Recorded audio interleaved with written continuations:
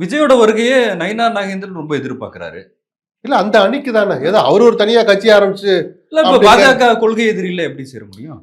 அவருக்கு ஆசை இருக்கு சார். அவர் சேர்ந்தாரா போட்டு கிழிக்கலாம் விஜய். விஜய்க்கு அந்த கணக்கு இருக்குன்னு சொல்றீங்களா? இல்ல இல்ல இன்னும் 6-7 மாசம் இருக்கு. குறைஞ்சபட்சம் அது சீரியஸா பேசுறதுக்கு ஒரு 6-7 மாசம் இருக்கு. நான் பிஜேபி யார் வந்தாலும் தான் சேர்த்துக்குவாங்க.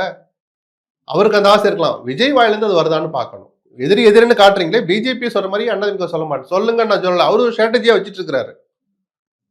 நான் ஒரு பார்வை தான் சொல்றேன். இன்னொரு பார்வையில பக்கா அரசியல் பண்றாரு விஜய்ன்னு நான் சொல்லுவேன், பாராட்டுவேன்.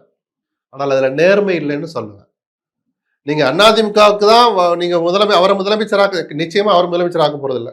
விஜயும் அதிமுகவும் சேர்ந்தால் அது மிக நிச்சயமாக வெற்றி கூட்டணி தான். நான் மறுக்கவே இல்லை. முதலமைச்சர் யாரு? 100% எடப்பாடி தான். அப்பதான் அந்த கூட்டணி வரும், இல்லாட்டி வராது.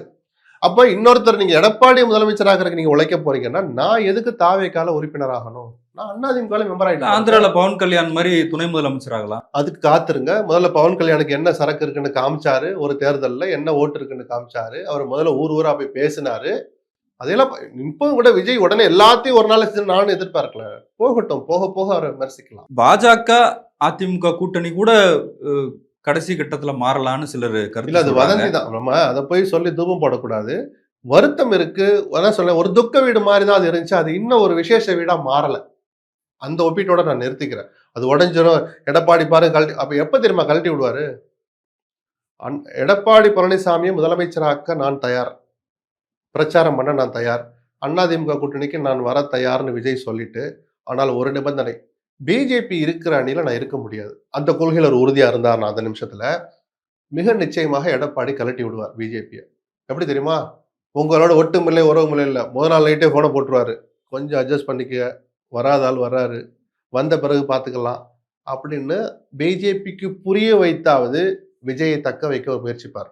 அந்த சூழல்ல தான் விஜய் நிபந்தனை விதிச்சாதான் கழட்டி விடுவாரே தவிர தன்னிச்சையாக கலட்டி விடுகிற துணிச்சல் எடப்பாடிக்கு வராது. நான் முதல்ல சொன்னேன், நீங்க நம்ப மாட்டேன்ட்டீங்க.